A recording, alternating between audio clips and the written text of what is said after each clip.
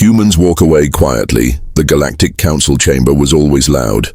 Hundreds of alien species gathered there every week. They talked about trade, laws, and politics. The massive hall had bright lights and floating screens everywhere.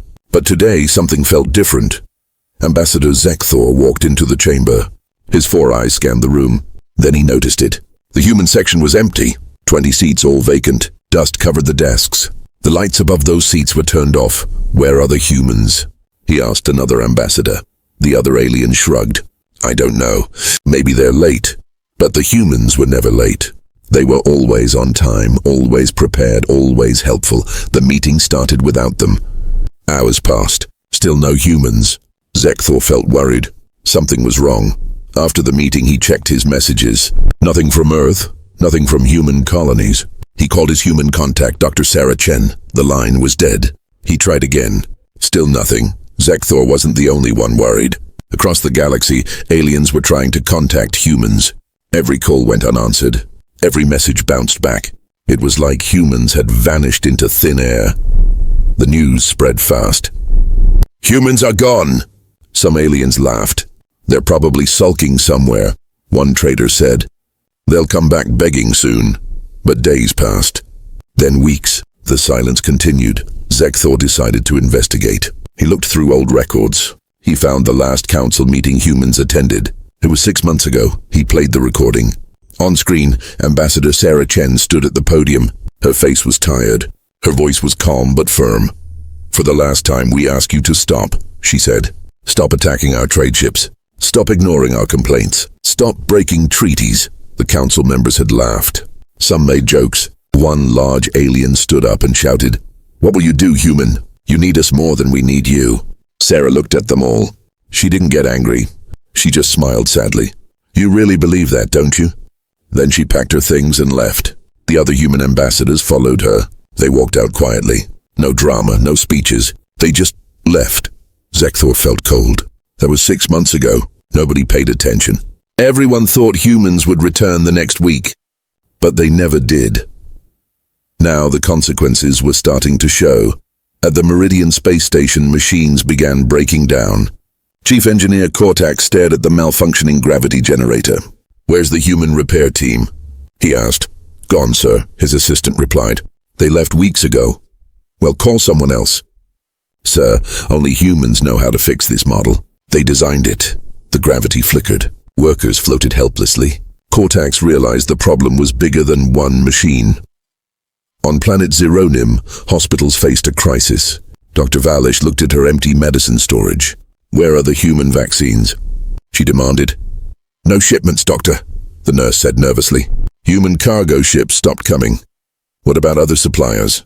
"Humans made 90% of our medicines. Nobody else produces them." Valiash watched sick patients fill the hallways. Without human medicine, people would die. In the trading hub of Nexus Prime, Merchant Calvon stared at his empty shop. For 20 years, he sold human technology. Now his shelves were bare. When will new stock arrive?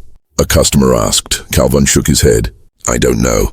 Humans aren't answering. Try harder." "I need those medical scanners. I've tried everything." Calvon shouted. "They're gone!" The customer left angry. Calvon sat down heavily. His business was dying. Across the station, hundreds of shops faced the same problem. Back at the council, an emergency meeting was called. The chamber was full, but the mood was dark. Fear replaced the usual confidence. "This is getting serious," Ambassador Velcro said. 3 stations are failing. Medical supplies are running out. Trade routes are empty. "The humans will return," Head Counselor Draketh insisted. "They're bluffing. Testing us. They're too weak to survive alone." "Are you sure?" Zekthor asked quietly. "What if we're the weak ones?" Draketh slammed his fist. "Impossible. We are the Galactic Council. We ruled for thousands of years before humans arrived." "Yes, but..." Zekthor hesitated. "In the 200 years since humans joined, everything improved. Technology advanced, medicine improved, wars decreased. Maybe we depended on them more than we realized." The room fell silent. Nobody wanted to admit it. Suddenly alarms blared. A screen showed Outpost 7 exploding in space. Debris scattered like stars. "What happened?" Someone shouted. "Equipment failure, sir. The maintenance was scheduled, but the human engineering team never came." Everyone watched the destruction. 30,000 aliens lived on that outpost. Now it was gone. Draketh's voice was shaky now. Send another message to Earth. Tell them we need to talk. The message was sent. Hours passed, then days. No response. On day 30, since humans went silent, Zekthor received an anonymous message. It had no sender information. Just one line: you had your chance. Now watch what happens without us. Zekthor looked at the empty human seats in the council chamber. For the first time in his life, he felt true fear. The humans weren't coming back, and the galaxy was falling apart. The galaxy begs humanity stay silent 6 months. 180 days without humans. The galaxy was dying slowly, not all at once. That would have been easier. Instead, it was a slow, painful collapse, like watching a star fade away. Zekthor stood at his apartment window. Below, the streets were empty. Half the shops were closed. The other half had nothing to sell. His daughter was worse now. Medicine was completely gone. He held her hand every night and prayed. Prayed to whom? He didn't know anymore. The council chamber looked different now. The fancy decorations were gone, sold to buy food. The bright lights were dimmed to save energy. Council members looked thin, tired, broken. We cannot continue like this, Velcra said. Her voice was weak. She had lost weight. Everyone had. My planet is burying thousands every day. Mine too, another ambassador whispered. The people are losing hope. Draketh looked around the room. His pride was completely gone now. I will go myself. I will go to Earth and beg on my knees if necessary. We should all go, Kravon said. Show them we're serious. Every species, every ambassador, a unified delegation. It was agreed. Preparations began immediately. 2 weeks later, 300 ships departed for Earth. Every species sent representatives. They carried gifts, treaties, promises written in gold ink. They hoped it would be enough. The journey took 17 days. 17 days of nervous waiting. Some ambassadors practiced speeches. Others just prayed. Finally, they arrived at Earth's border. The Sol System, humanity's home, a massive energy barrier surrounded it. Shimmering blue light stretched across space. Defense stations floated silently. Weapon systems pointed outward. Everything was automated, perfect, deadly. The fleet stopped. They sent a message. This is the Galactic Council delegation. We request permission to speak with human leadership. Please, we're here to apologize. Silence. They waited for hours. Nothing. They sent more messages. Please, our people are dying. We were wrong. We admit it. Just talk to us. Still nothing. Days passed. The delegation stayed at the border. They couldn't cross. The barrier was impenetrable. They couldn't leave either. Where would they go? Home to dying worlds? On the 5th day, something changed. A single ship emerged from Earth. It was small, simple, nothing fancy. It drifted slowly toward the delegation. All 300 ships waited. Hopeful, scared. The human ship stopped a distance away. A hologram appeared in space, large enough for everyone to see. It showed a human officer. He wore a simple uniform. His face showed no emotion. I am Commander James Wright, he said. His voice was calm, cold. I've been authorized to speak with you. Draketh's hologram appeared. He looked desperate. Commander Wright, thank you for... I didn't come to listen to thank yous, Wright interrupted. I came to deliver a message. The delegation fell silent. Wright continued. For 200 years, humanity helped you. We built your stations. We cured your diseases. We stopped your wars. We asked for nothing in return except fairness. Basic respect. His image changed. A hologram showed old footage. Human engineers working on alien stations. Human doctors treating sick aliens. Human diplomats negotiating peace. We were there when the Krex Wars started. Human negotiators worked for 3 years to stop it. 7 of them died trying. Do you remember their names? Nobody answered. No, you don't. But you remember the war ended. You just don't remember who ended it. More images appeared. Human cargo ships delivering food to poor planets. Human teachers sharing knowledge freely. Human rescue teams saving aliens from disasters. We gave and gave and gave, Wright said. And what did you do? The images changed. Now they showed different scenes. Human ships being attacked. Pirates laughing as they destroyed cargo vessels. The footage showed bodies floating in space. Human bodies, 12 attacks in 1 month. You did nothing. Ambassador Chen reported every single one. Your council ignored her. Draketh's voice was shaking. We didn't understand the severity. You didn't care about the severity. Wright snapped. Because they were humans dying. Not important enough. More footage appeared.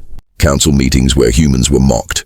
Trade deals where humans were cheated. Laws specifically targeting human ships with unfair regulations. You taxed us triple. You inspected our ships 10 times more than others. You made us follow rules that nobody else followed. And when we complained, you called us soft, weak. You said we were too sensitive. Velcro spoke up. Her voice was desperate. We're sorry. Truly sorry. We were blind, stupid. We'll change. We've already started writing new laws. Equal treatment for everyone. Fair taxes. Protection for all species. Words, Wright said simply. Just words. You had 200 years to treat us fairly. You didn't. Now you have pretty speeches because you're suffering. What do you want from us? Cravan asked. He sounded tired. Tell us. We'll do anything. Wright was quiet for a moment. Then he spoke. Do you know why we left quietly? Everyone waited for the answer. Because we're not like you. We don't make big dramatic exits. We don't threaten or shout. When we're done, we're done. We walk away. For 200 years, we hoped you'd change. We stayed patient. We thought maybe you'd realize we were valuable partners.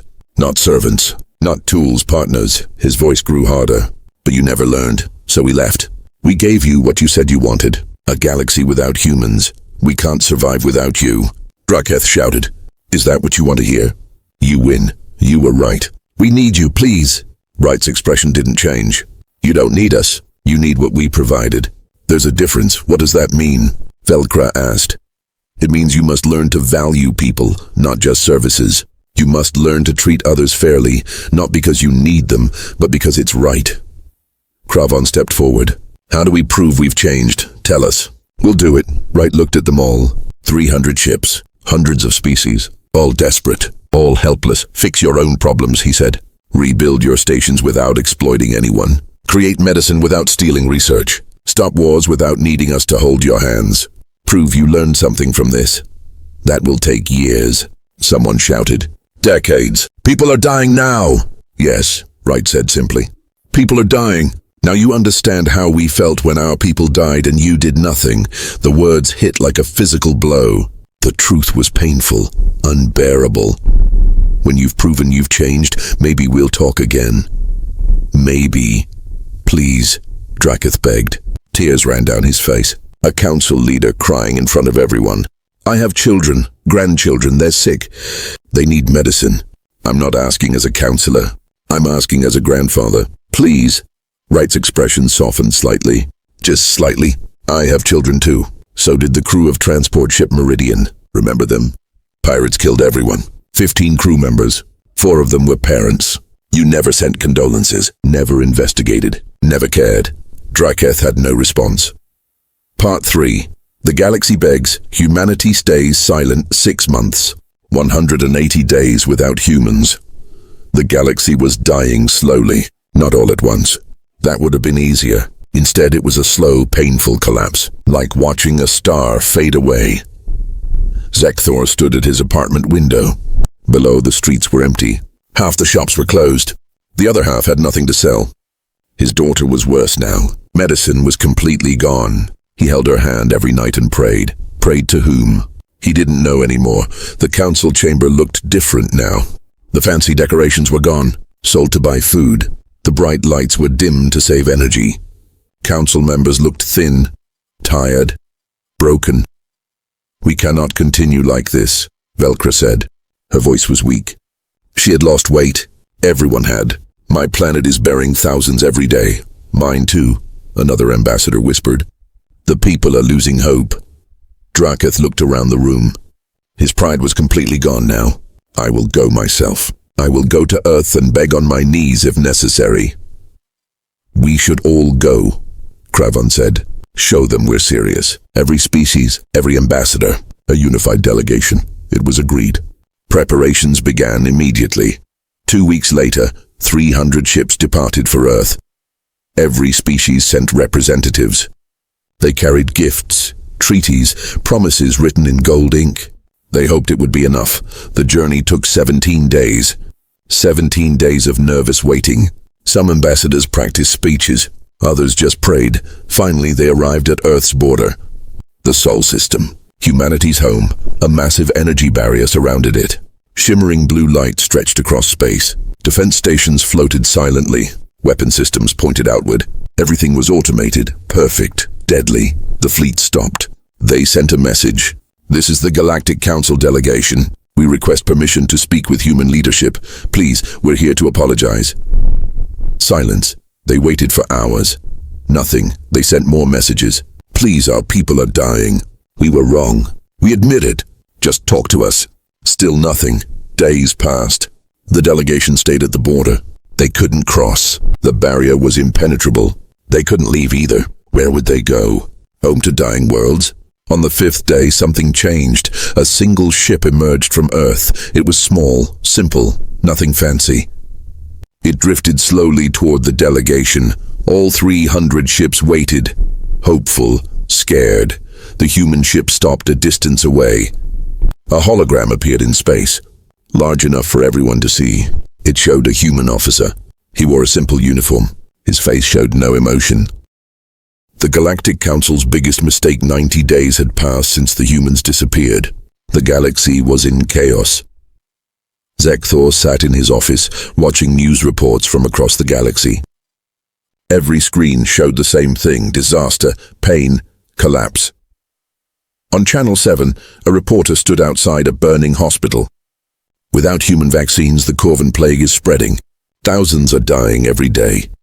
Another channel showed riots on planet Zeltara. "Citizens are fighting for food. Human cargo ships used to deliver supplies every week. Now nothing arrives." Zekthor turned off the screens. He couldn't watch anymore. His own planet was suffering too. His daughter was sick. The medicine she needed, made by humans, now impossible to find. The council met every day now, but meetings didn't solve anything. They only had arguments and blame. "This is your fault, Draketh," Ambassador Velcra shouted. "You laughed at them. You said we didn't need them." Head Counselor Draketh looked older now, tired. "How could I know? They were always so quiet, so helpful. I thought they were weak." "Weak?" Zekthor spoke softly. "Let me show you something." He pulled up files on the main screen. Data, numbers, records. "I've been studying human contributions for weeks. Look at this." The screen showed statistics. Cold facts. Terrible truth. 60% of all medical technology in the galaxy, made by humans. 70% of infrastructure maintenance, done by humans. Food distribution to poor planets. 80% human ships. More data appeared. Peaceful negotiations in the Krex Wars. Human diplomats. The Yandor Treaty, written by humans. The technological revolution of the last century, based on human research. The council members stared in silence. Nobody spoke. The truth was crushing. Velcra whispered, "We took everything and gave nothing back." Zekthor continued. His voice was sad. "Do you remember the trade tax law? We made humans pay triple taxes. They didn't complain. They just paid. The safety regulations? We forced human ships to follow rules that other species ignored. Their ships were inspected 10 times more than others.